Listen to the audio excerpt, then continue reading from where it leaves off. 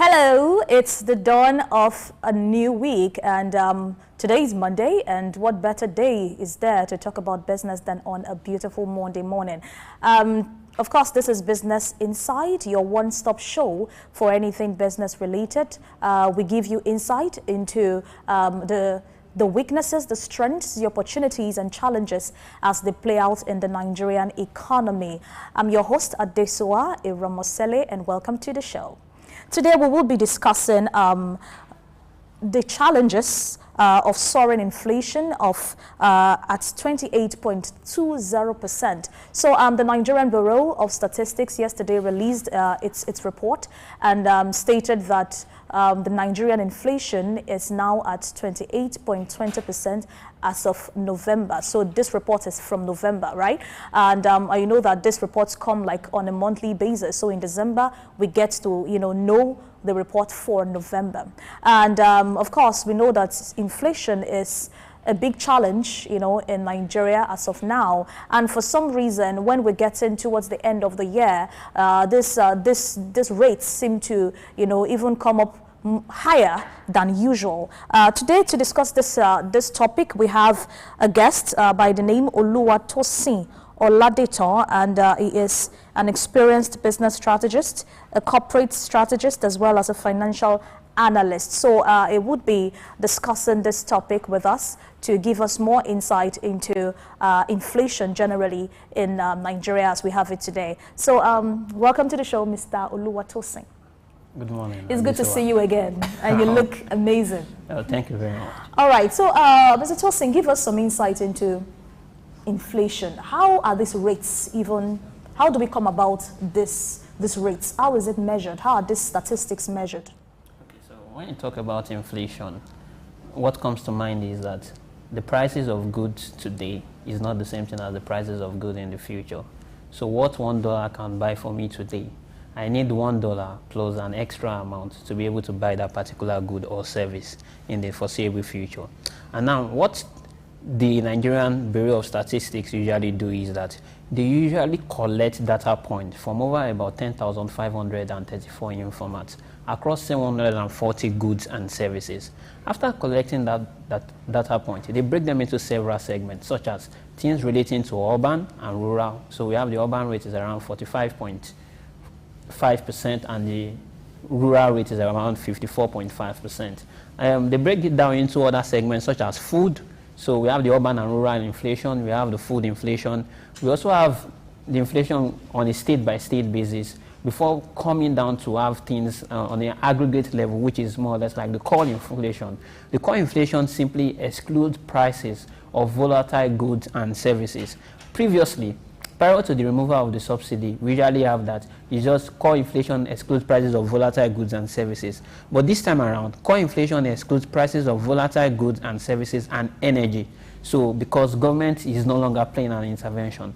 So when they aggregate this pool of resources together, what they usually do is that they put them on a weighting scale. So some factors are going to have more influence on the total aggregate pool than some other factors, and they use what is called a last buyer index. The last buyer index is simply comparing that the changes in price from one period to the other with keeping the same quantity, unlike the per share index that considers the changes in price and quantity across several periods.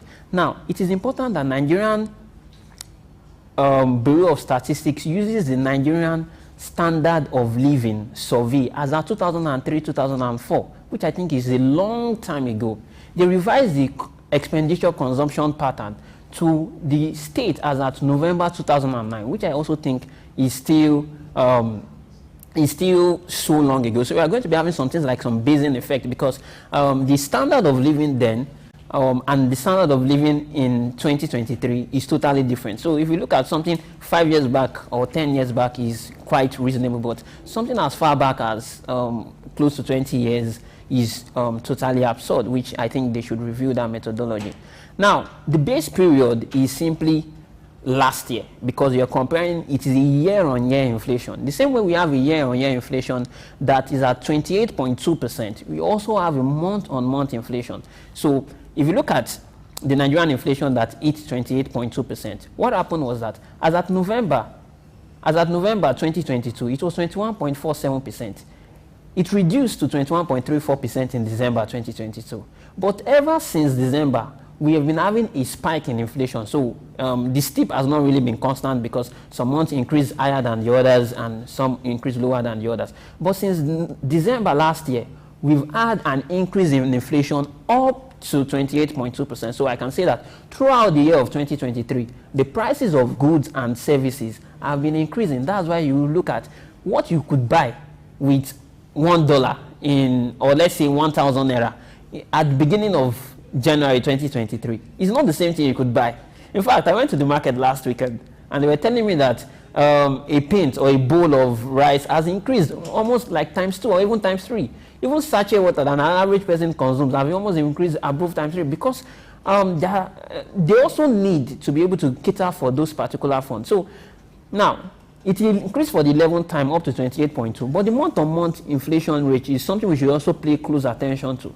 The month-on-month inflation rate increased by 36 basis points. Basis point simply is 0.01%. So I can say it increased by 0.36% from the position it was as at October 2022 to the position it is now. So we moved from 1.79% to 2.09%.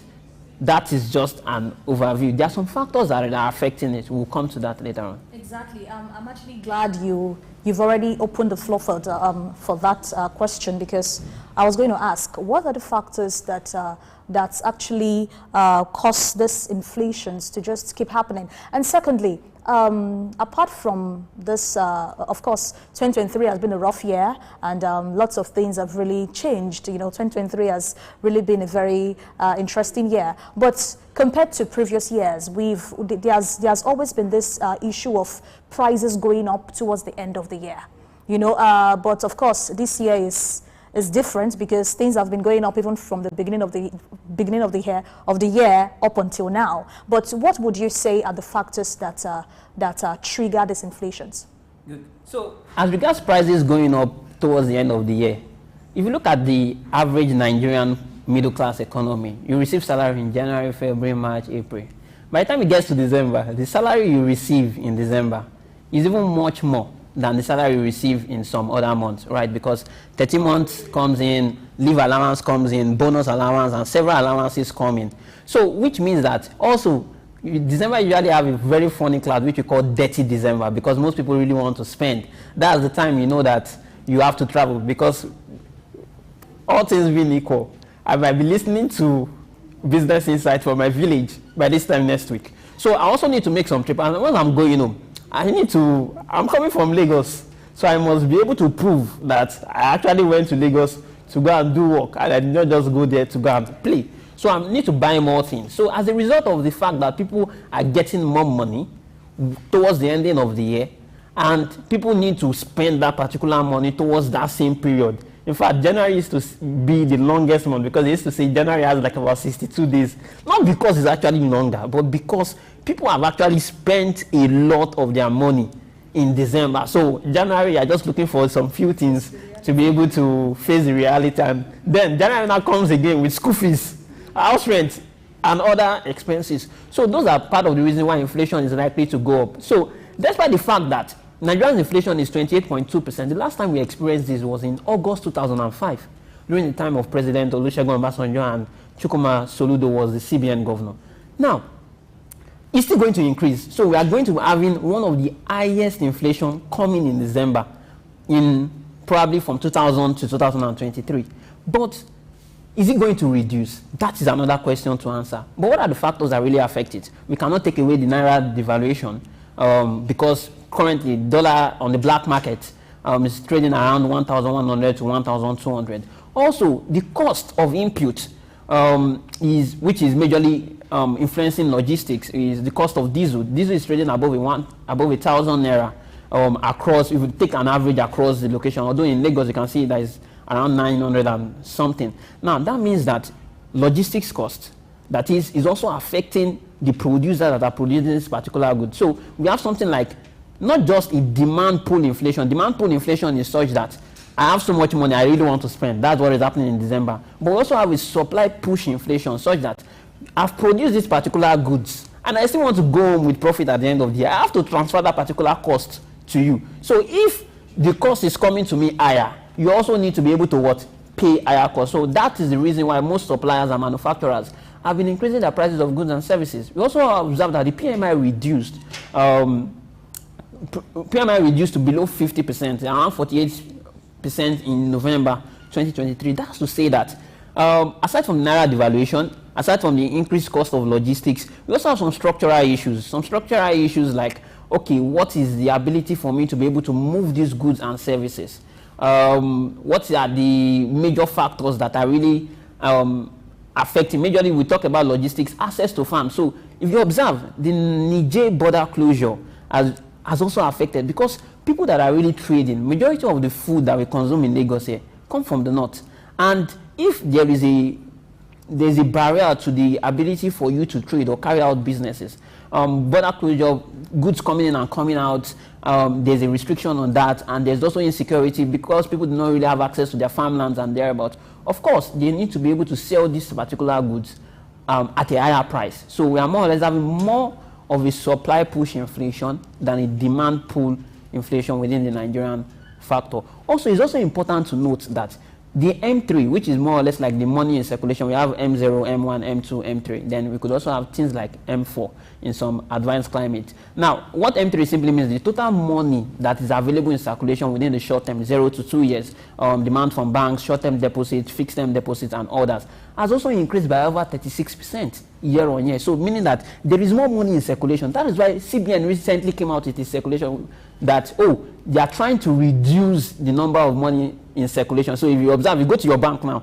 your ATMs are not really dispensing, not because they do not really have the money, but they are trying as much as possible to reduce the money in circulation. Why did it go so high? Remember, sometime in February, there was a change of the Naira note.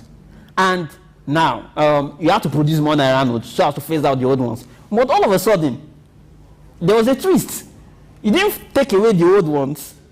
The new ones are still in circulation, so there's still going to be a lot of Naira notes in circulation. And you just need to find a way to reduce that particular money in circulation such that people do not really have much funds to disposable spend. So it's easier for me to spend money in my wallet than to just go to the bank to go and withdraw money and for me to be able to spend it. So those are some of the factors that is really affecting the inflation. Now, but let us take a deep dive on the year-on-year inflation. We observe that the major factor contributing to the year-on-year increase, remember I said the year-on-year increase is simply saying that I compare the prices of goods and services as at November 2022, and I compare the prices of goods and services as at November 2023, and I observe that it has increased by 28.20%. But those things are affected majorly by food and non-alcoholic beverages, which is contributing about 14.61%. Now, that is another question to ask. Despite the fact that there's a reduction in the prices of food globally, Nigerian prices of food and non-alcoholic beverages is increasing, significantly contributing to the 28.2%. Now, let's take non-alcoholic beverages. Almost all the non-alcoholic beverages produced in Nigeria, the concentrate is not made in Nigeria. You have to import the concentrate. So, that's to say that FX is going to affect that. Custom came out some days ago and they said that the exchange rate at the port is above 900. Meanwhile, the official exchange rate is around 800 and moving between 800 and 700. That is also going to have an effect on that. So we are having more or less like an import cost. It is more expensive to bring in those alcoholic beverages, non-alcoholic beverages into Nigeria than for you to be able to produce in-house, because an average person, last time I even drank Zobo is in a while, because I cannot see Zobo in the market, but rather I'll go for Kunu. But still, I still need to be sure that this Kunu is produced in the right place for me to be able to consume that, for me to go for Coke, because I know that is imported there. But let's look at food. Majorly our farms, what exactly are we really doing about our farms? And also, remember, the budget did not really allocate so much to agriculture. So that means there is really a thickening issue that Nigeria really need to fix. Let's take food and alcoholic beverages. The next one is utilities, which is the cost of housing, fuel. We know fuel has been increasing. In fact, World Bank is telling us that the fuel price should be around 750. That is another discussion for another day. We observe, our belief is that Dangote refinery is going to be able to produce and deliver because he received his first batch of crude oil and is expected. Our expectation is that the refinery that they told us on the news for Port Harcourt and Warri is going to actually be effective. So that is really going to have an impact too. So which is, a landlord has increased rent. I need to pay for basic amenities like fuels and all that. That is the second one that is contributing. Next one is clothing and footwear, which is around, utilities is contributing above 4%. Clothing and footwear is contributing above 2%. Now that is to say that people still need to shop. You need to go and change your wardrobes and thereabout. But also, that clothing and footwear, where is the majority of it coming from? It's not produced in-house here. It's more or less like imported. Then before we now talk about transport, which is contributing around above 1%, almost close to 2%. So that's to say that Nigeria's inflation is primarily driven by import costs, or the cost of bringing goods and services down into Nigeria, much more driven than what we are producing in now. So if you take a year 12-month average, inflation is around 24.12% year 12-month average. However, in the budget presentation for 2024, the government is estimating that inflation will be around 21%. Your understanding about how they are going to arrive at those numbers, I'm still finding it difficult to understand. However, probably they want to go and learn from Baba Yabo that during his time when inflation was 28.2%, it was in August, and in July 2006 we had the lowest inflation between 2000 and 2023, which is 3%. However, I do not see Nigeria's inflation coming to about 3% within the next foreseeable within the next 1 year. Sure. Let's see how it goes. Very well. Now let's look at the aspect of Nigerian producers themselves, because you just mentioned that most of these inflation issues come due to the fact that we get to import some of these products. Now, what about products that are made here in Nigeria? What body, how is the government and policymakers generally, helping to, curb, because there are some people who just sit back, even if inflation is not affecting their own specific products, they just increase their prices, and there is nobody regulating it to say, okay, this or checkmating it thereabout, to say that this price shouldn't be, so how can the government try to enforce that? Because of course we see that happen every time. Someone selling tomatoes, it's telling you tomatoes is this price, that is this price, that is this price, even when we produce it here in Nigeria. So there is nothing like a foreign exchange issue or all of that. So how do we curb all these excesses? Now, the person that is selling tomato to you, when he collects that money from you, he needs to go outside to go and foot his own needs. His own needs are not just tomato. He needs to go and buy probably a wristwatch that is imported. So in one way or the other, he also needs to factor that, am I making enough money from this business to be able to satisfy my own needs? So that's why a tomato seller will be telling that dollar has gone up. Because majority of the things him is also going to feed on or spend his money on is also majorly driven by dollar. Now, gone are the times when we have an effective operation Feed the Nation, where we have a large farm that is being aggregated by the government to be able to supply. Why is it so expensive? It's because, one, an important thing is logistics. How good are the roads? We saw that Lagos State government did something very impressive, that they removed a lot of trailers on appropriate gridlock, and they are trying to ensure that the Lagos Free Trade Zone is on a demand basis, that if you don't have, you should not just come and park trailers along the expressway if you don't have a demand for you to go and pick up goods there.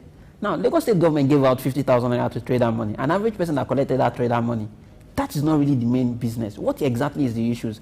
Now, take an example. I've harvested from the farmland. Do we have enough storage facilities? Those farmers too need to foot their own bills. They need to buy fertilizers. Most of these fertilizers are imported. Most of these fertilizers, the good ones, are imported. Government is not providing fertilizers to the genuine farmers that are really where we are getting majority of our food and services from. Now, I'm talking, the reason I use food and services, food and non-alcoholic beverages, is simply because that's the major factor that is contributing to the inflation. I don't need to move it from the village down to Lagos. Cost of transport has also increased. Cost of transport has increased because the bus driver needs to buy fuel. You also need to take money home to be able to foot his needs that are not majorly exchange that are not majorly naira driven, majorly import driven, because it's going to go home and go and buy things that are also imported or things related to that. So everybody is trying as much as possible to ensure that he still have some savings in his or her wallet and still able to meet his or her basic needs. So that's why an average tomato seller will tell you that dollar has gone up. Not because dollar is really importing the tomato, but the government does not have a structured hub for you to be able to even ensure the smooth transition of agricultural products. Now, Lagos State opened an hub somewhere in Mushin some days ago, but who are the ultimate beneficiaries of those hubs? Do we really have a structured scheme whereby the government will ensure, where is the lake rice that we're talking about? Lagos State was selling rice at some point in time, producing Lagos rice. The partnership with KB, are you seeing of the lake rice now? An average person will go to the market. I'm not seeing the lake rice. I've not even seen the lake rice in the first time I even saw the lake rice was not even in the market. It was in a civil servant house that I went to visit or pay the weekend, because some people, those are some of the structural issues that government programs are centered around some people, not centered around the masses. But if you go to advanced climate, you see that there is a regional hub for food. You could easily go to these particular locations and get your food. If you want to go to the market, you could go to a particular market, and government is even taking a particular percentage off. But also remember, good food prices have reduced globally. Russia-Ukraine war has also reduced. So most especially, inflation is coming down in advanced climate. But in Nigeria, we've not had any decline in inflation because there are some structural issues. So inflation is not just a monetary policy issue, despite the fact it's a monetary indicator. There are also some fiscal policies that the government really need to do. That's why government needs the right investment in agriculture, government needs the right investment in infrastructure, government needs the right investment in road and transportation to ensure that an average person is paying a reasonable price for goods and services. Now let's talk about bread. The major ingredient for bread is flour. It's not being produced here in Nigeria. You have to import it. Majority of the wheat and the flour is being imported. So if the flour person like Golden Penny, Dangote Flour and others increase their prices, of course the prices of bread will increase. The bread I could buy for 500 naira earlier this year, I need to take more than even almost times 3 to be able to buy that same prices of bread. So government really need to fix the agricultural sector and also fix the infrastructure sectors for us to be able to have a reasonable basis of inflation. Thank you very much for that one. Now, we know that SMEs, are usually the casualty of inflation most of the time. Now, we have inflation as our reality now.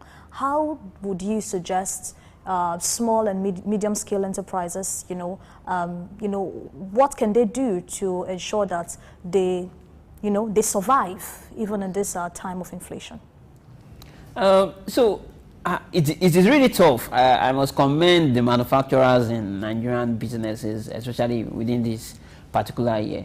However, they also need, some of the things SMEs can do is more or less, you could do more or less supply arrangement. So you could agree on a long-term contract with your suppliers that I'm not going to increase, no matter the prices, no matter the way prices go up or go down, I'm not going to pay above this particular premium over a long. Some could agree up to some suppliers can agree with you for a 6-month contract. Some suppliers can agree with you for a 1-year contract as regards the prices of your goods and services. Another thing SMEs can do is also understand their customers' journey. Most SMEs do not really understand their customer journey. Sometimes customers' taste can change because now, not just because it doesn't need that product, but probably has found a substitute for that particular product, or is not able to afford that particular product. He's now looking for something else that his income is able to really cushion. So those are some of the things. You need to have a proper understanding of your customers. Then also SMEs should really, it is really hard this period. You should try as much as possible to scale down on costs. Some unnecessary costs should not be incurred. You could look for opportunities whereby you could reduce costs to the barest minimum. You could explore lean manufacturing, or you could explore some Kaizen costing or some cost optimization strategies for you to be able to reduce your cost, but you are still going to have that increase in your cost. Also, do a competitive analysis. You also need to examine what are your core people that are providing that particular businesses or of providing that particular product or offering that particular services, what is their prices? What are they charging? What is the benefit? What is the add-on benefit? No matter how Coke increase from 100 naira to 250, there are some people that they will still drink Coke every day. So they have to take the money, deprive themselves from other benefit they could have got from some monetary aspect and still buy that bottle of Coke because they must take that bottle of Coke. There are some people, there are some homes, they must buy bread every day. And some of them will say, why are you buying bread? If I don't buy bread, my child is going to cry. So whether he likes it or not, the salary has not increased. He still needs to find a way to be able to buy bread when going home for the weekend. Now you need to create that sense whereby that your customers really need this your product or service. But even though you have some loyal customers, you should also be reasonable enough in your pricing strategy. Prices are increasing, so if prices are increasing and income is not increasing in like effect, I'm likely to look for a substitute. But if it's still affordable for me to be able to, and I can still get that particular benefit or get more benefit, add more value, that's good or service is adding more value to me, then of course I'm still going to go ahead and buy it. I must use transport. So whether prices in doubled, I must still find a way to be able to commute. I might now decide to, rather than using a private transport system, I might decide to use a shortening system for some period and use a private transport system for some period, but I still need to find a way to commute. So SMEs should understand their businesses better, leverage their suppliers to be able to have some kind of benefit or some cushion, and also be competitive with respect to their customers, understand their market very well, and see how they could best address their customers' needs without increasing their prices too high that people will no longer be able to afford it. Thank you very much, Mr. Tosi. And we'll be going on a quick break. When we return, we will continue this conversation. Stay with us, please. My name is Olatunji Shoti-Miri. I'm a performing artist and, television radio presenter and a university lecturer, Unilag. Keep watching Souq News. Hello everyone, my name is Kenny Black, Africa's finest music comedian, and you're watching Souq News. If you're not watching Souq News, I pity you, but keep watching Souq News. Hello everyone, my name is Timmy Dakolo, and you're watching Souq News. Stay tuned. Hi, my name is Wisdom Oluwaseun Okoko, co-founder Orbit Africa Properties. I'm live at Souq News. Guys, keep watching Souq News for everything that concerns business, economy, politics, news. Souq News is your station. The National Theatre, Igomu, built during the military regime of Olusegun Obasanjo and finished in the time for the Second World Festival of Black Arts and Culture, Festac, in 1977. The theatre holds amazing treasures and memories. The artworks fill everyone with pride. The National Arts Theatre is visible from the motorway which connects Lagos Island and the mainland. The National Theatre is packed with the artworks of a legendary contemporary Nigerian artist, stained glass walls by Yusuf Grillo, sculptures and murals by Lamidi Fakeye, Erabo Emopai, and many others. It was put to full use for a month as one of the 4 venues of the Second World Black and African Festival of Arts and Culture, tagged Festac 77. The complex hosted 16,000 participants from 56 African countries and the diaspora in an unprecedented showcase of African music, fine art, literature, drama, dance, and religion. The National Art Theatre was built and designed by Techno Expert Stroll, a Bulgarian company mirroring the Palace of Culture and Sports in Varna, Bulgaria. Completed in 1976, the building is one of the largest and most beautiful of its kind on the African continent. It consists of a central hall with 5,000 seats, a collapsible stage that can be quickly rebuilt, a conference hall with 1,600 seats, 2 large exhibition halls, and 2 cinemas with 800 seats each. The theatre complex has a dressing room for artists, a garage, offices, coffee bars, and a buffet.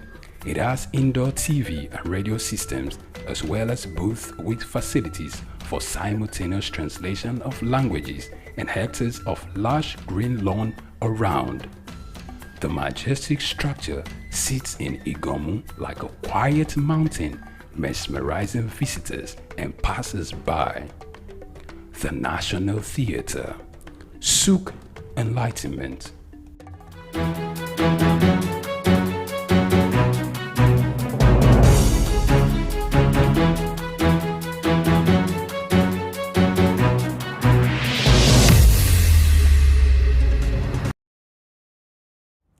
Welcome back. You're still watching Business Insight, and we are still addressing the challenges that come with inflation in Nigeria. Taking note of the fact that the Nigerian Bureau of Statistics stated that Nigerian inflation has moved to 28.20% as of November, and this is the issue we are discussing, and we still have in the house Mr. Oluwatosin, and is, giving us insight into inflation generally as it affects the Nigerian economy. So, Mr. Tosi, can you, compare our economy here in Nigeria to that of other climes? How have other climes been able to, how are they coping? Because I know inflation is just a Nigerian, it's not just a Nigerian thing. It happens everywhere in the world. So, what lessons can Nigerians pick from other climes to help tackle this issue of inflation in Nigeria? Okay, so on a global scale, majority of world economies are having inflation because of the Russian and Ukraine war, and also rises in global food prices earlier within the year. Inflation rose to some.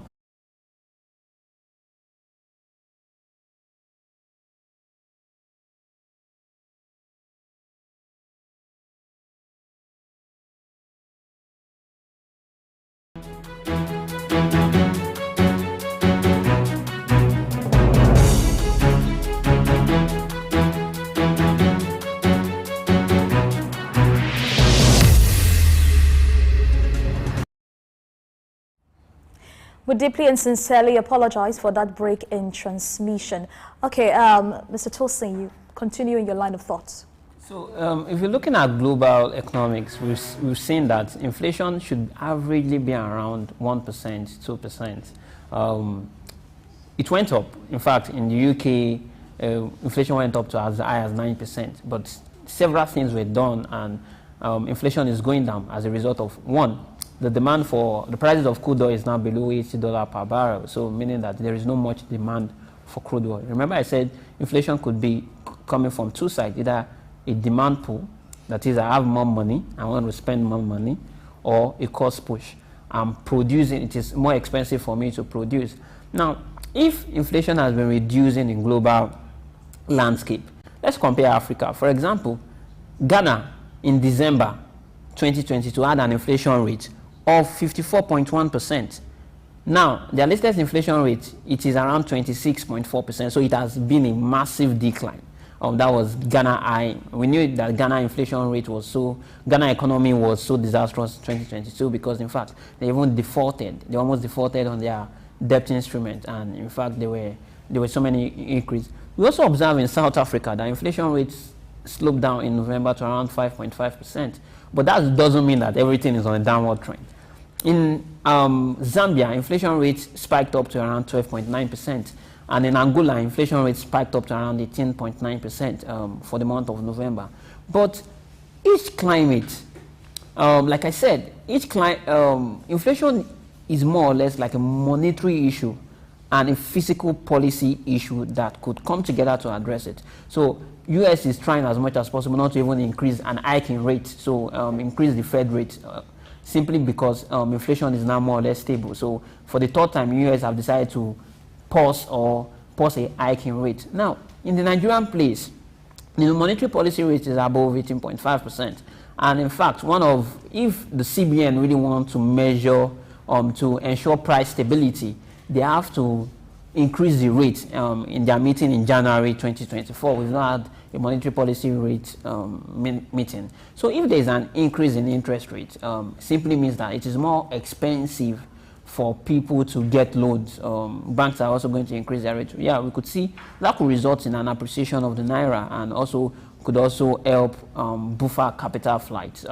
However, if the right monetary policies are being implemented and the right fiscal policies are being implemented, within the Q2 of 2024, I expect that inflation in Nigeria is going to come down. Remember, I said that the last time we had this 28.2% was in 2005 August, and in July 2006 we had the lowest inflation rate of 3%. However, I don't see that happening this time around. But government need to take some practical actions such as reducing money in circulation, which CBN is trying as much as possible to do. Try as much as possible to take more money from the masses. Don't let them have access to spend more money, not because they can't spend the money, right? But because if I have too much money to spend, that's when I will know that I want to buy this, I want to buy this, I want to buy this. And also, but a major attention Nigeria really needs to focus on is majorly the food. Food inflation at the highest. Food inflation in Nigeria is above 32%, about 32.84% year-on-year increase, compared with urban inflation that was around 30.21% and rural inflation that was 26.43%, according to the numbers released from the Nigerian Bureau of Statistics. Now, why is food so expensive? Nigeria really needs to look at agriculture, the right investment in agriculture, more of improving the welfare of the farmers, ensuring that it is easier for me to be able to harvest my goods, take my goods from the farm to the market to sell. Also, if you go to the market, you see that some of the goods are even close to expiry. In fact, NAFDAC was recently clamoring on some companies that were trying to sell expired products because they don't want to incur loss on that. They are looking for ways to push it to the market. But rather, is it more affordable for you to sell those goods at a cheaper price earlier? Fine. Remember, as a manufacturer, I still need to make profit. There's nothing bad in making profit. The essence of business establishment is for business to be able to make profit. But government really need to intervene in physical intervention in the right form of agricultural infrastructure that I've called out. Believe with the leadership of the CBN, we expect to see a hike in the monetary policy rate in January 2024 if they want to ensure price stability. But inflation, that is also going to help to curb inflation. So just like what US is doing, they are because inflation is reducing, they are not trying to hike rate or make it more expensive to live in the country. Because if government increase the monetary policy rate, it might be more expensive to source capital and source fund, and we could have things like inflation. So they're trying as much as possible to curb the inflationary pressure through monetary policies rate. And also we believe the trade surplus also has a role to play. Is Nigerian importing much more than is exporting? If you look at, for example, the total export of Nigeria, about 82% is going to crude oil. Close to 93% is coming from crude oil and natural gas. And major import, about 46% is coming from petroleum. So if there is that particular, I'm not spending more to import, it is cheaper for me to get it within Nigeria, within in-house here, then we could see that, inflation is going to a bit tipping, because if there is a lot of reserves, we've seen that the external reserves have been depleting. Don't be shocked that World Bank has not really disbursed some of the funds that they even promised, because they're looking at the structural issues, because they really want you to take that price of crude oil, price of petrol from above 600 to 750 before they can give, because they want to be sure that you're able to pay your loans back. But if you take it up, if you are making it more adverse for people to live within the country, is that the solution? So you need to invest in the right infrastructures. The real palliatives Nigeria really need is investment in agriculture and infrastructure. And I cannot overemphasize that, because you really need to get those things right. You need to fix the logistics. You need to fix Second Niger Bridge. I don't really know when it's going to become functional. Lagos State government said they're going to open the bridge in Ikeja to make it easier. There's going to be less hassle along that road. So you need to get the right infrastructure. The rail system that is not really as effective as it used to be. Why not create a structured transport system for you to be able to move those goods and services, make it cheaper? In advanced climes, most of the large goods and services are being shipped by rail. But for oranges or things, consumables, food consumables that come to Nigeria, they have to go through trailers. Trailers is moving on a very bad road. It breaks down. some of those goods get damaged. They don't have a good storage facility. They don't have a good storage system for them to be able to keep it and ensure that preserve it. They bring it to the market, and you're even buying very close to very bad goods or that you don't really need. So government really need to make the right monetary policy decisions and the right fiscal policy decisions. The fiscal policy decisions cannot be overemphasized because there is a lot of structural issues. What is the ease of doing business? We've seen several business climbs. Anyway, I was even reading on the news that Jumia Food is even planning to leave.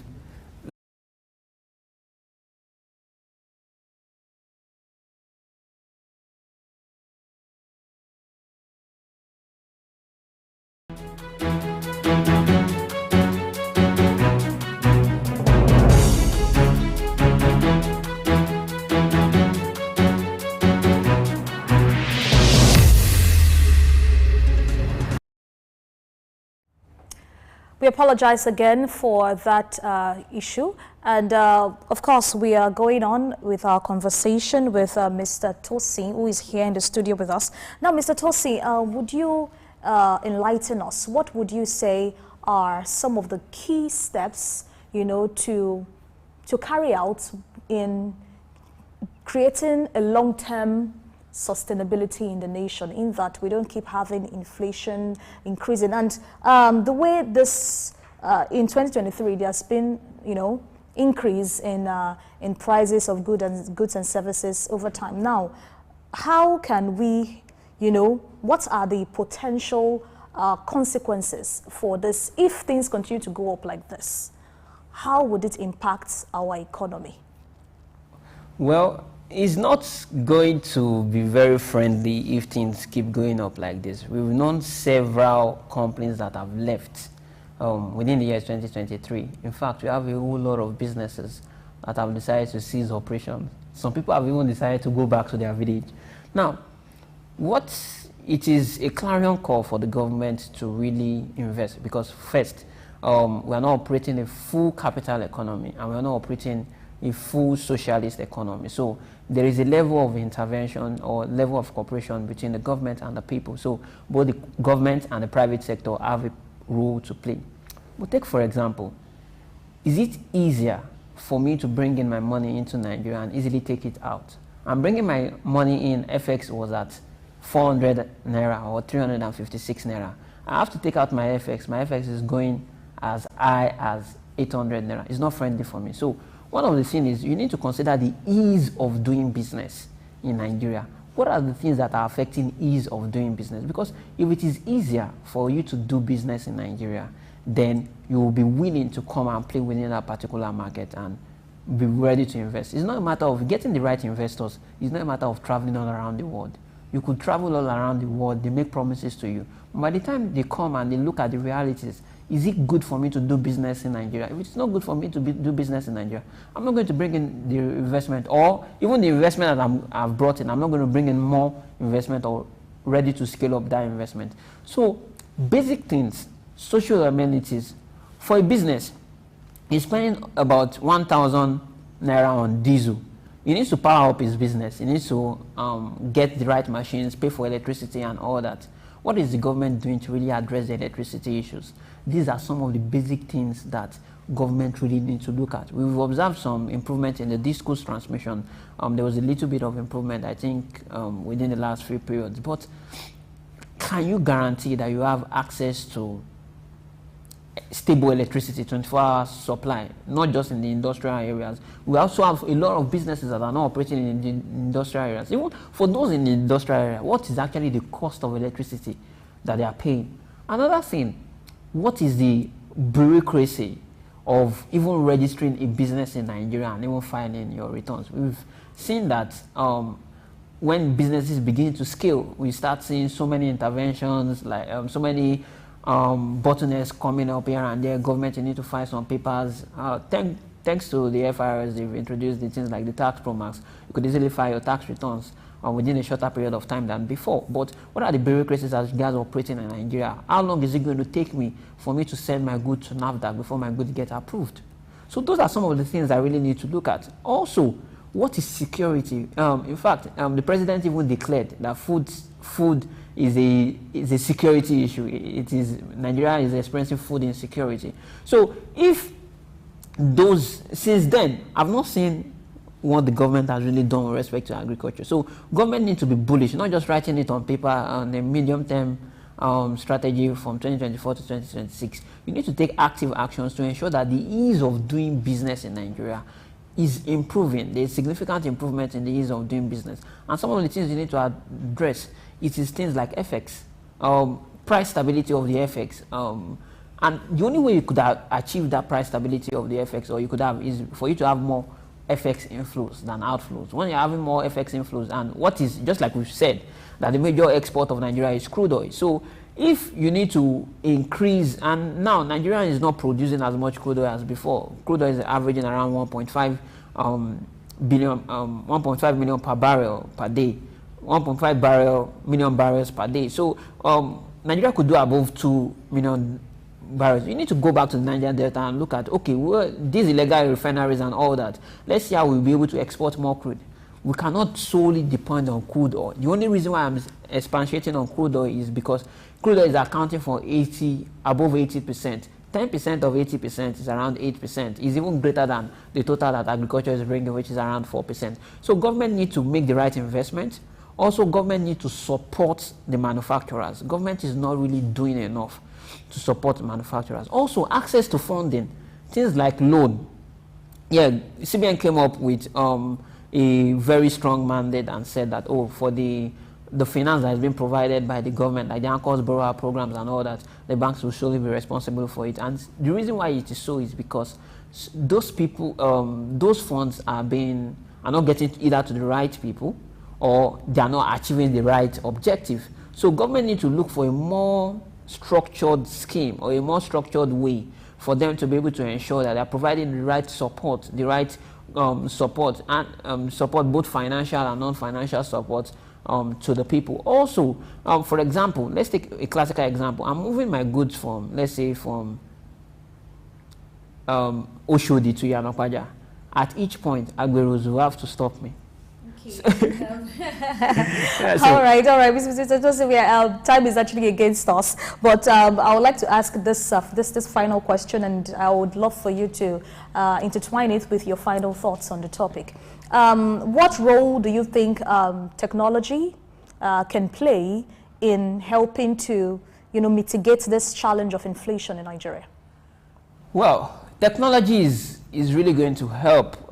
Is going to play a lot of roles in addressing China, because first, if you're digitizing your processes, you are going to spend lesser. Initially you're going to incur a high cost on bringing the technology into the business, but in the long run, you need less labor. However, if you are laying off staffs, or are they putting them in other jobs, is the society able to absorb? Take note that Nigerians still have a high unemployment rate, although it was brought to around 4% compared to 33%, because they changed the basis of indices in measuring the inflation. So technology will help.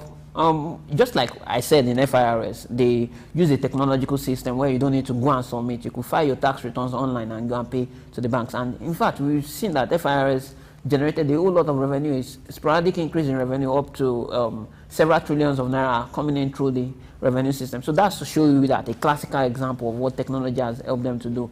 Tax remittances and process optimizations, even the bureaucracies. If I want to file in a particular product, I want to submit to regulatory agencies, I want to submit to an approval agencies like Manufacturing Association of Nigeria, how long is it going to take me? Are they digitizing the processes, and is it transparent? Aside from bringing technology to scale, is also good to have a very transparent means. Also, it's also important to ensure that the hazards that could also be caused by technology could be carefully reviewed, such as cyber security, cyber attacks, and all the dampening effect of those things too should carefully be considered. So a business needs to carefully review its risk and its plans for it to be able to survive in a place where inflation is on the high side. All right. Thank you so very much, Mr. Tosin, for joining us on Business Insight today. We have to round up quickly. Thank you very much to you, our viewers, for joining us on the show. I'm Adesua Eramosele. Join me again tomorrow for an even more insightful session. Good morning.